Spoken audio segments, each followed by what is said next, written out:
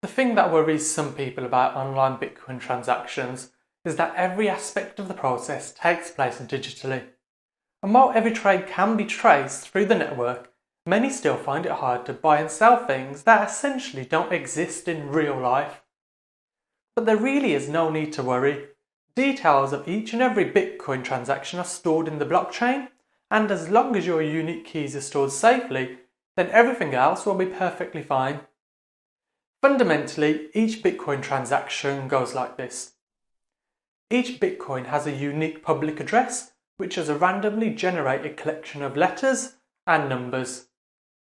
It is this address which ultimately denotes ownership of the Bitcoin and enables you to trade it with others. Each Bitcoin also has a private key.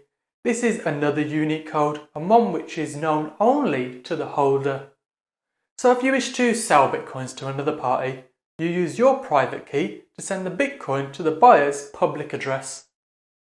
The transaction is then managed by Bitcoin miners and recorded in the blockchain. It sounds quite complicated, but the principles are the same as many other types of buyer-seller transactions. As each transaction has to be mined and verified, the time it takes for these to be processed can vary. Each block in the chain takes about 10 minutes to mine, so the transfer of funds can be almost instant or take a little bit longer. It gets a little bit more complicated when we consider inputs and outputs. An input is the record of the Bitcoin addresses that the seller received their Bitcoins from. The output is the buyer's Bitcoin address. So far, so good. The complication comes when we consider that a Bitcoin wallet can contain, say, 8 coins. These 8 Bitcoins could have come from 4 separate transactions involving 2 coins, involving different Bitcoin addresses. But they aren't added to a single file containing the 8 Bitcoins.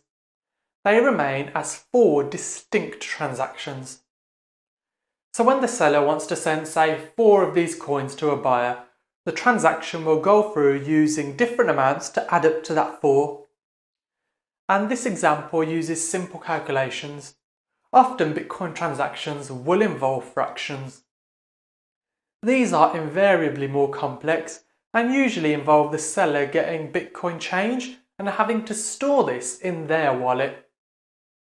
But do remember that Bitcoin transactions themselves generally don't incur fees, although sometimes as part of the change process where there isn't an exact amount of Bitcoin to cover a transaction, this will generally be considered a fee. But the good thing is that as the network and Bitcoin protocol have become more advanced, they can now estimate lower fees than ever before. And in regards to receipts for your transaction, it is really hard to get your hands on a receipt for a Bitcoin transaction, as there is a desire amongst the community for the whole process to remain completely digital. Although there has been a move by some providers like BitPay to deliver receipts and confirmation of order notes where required.